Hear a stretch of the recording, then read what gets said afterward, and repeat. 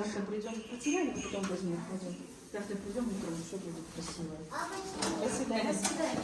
До свидания. Вот так вот.